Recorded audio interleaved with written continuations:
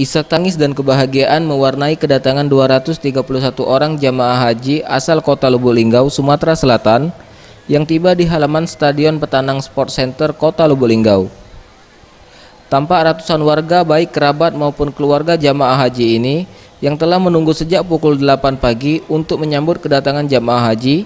Sebanyak 6 armada bus yang disiapkan Kementerian Agama Kota Lubuk Linggau untuk mengangkut para jamaah haji dari Asrama Haji Embarkasi Palembang.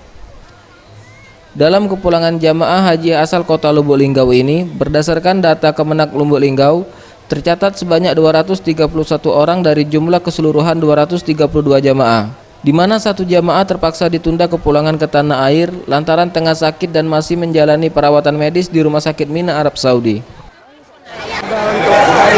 Alhamdulillah kita dari berangkat sampai pulang ini total sebanyak 232 jemaah.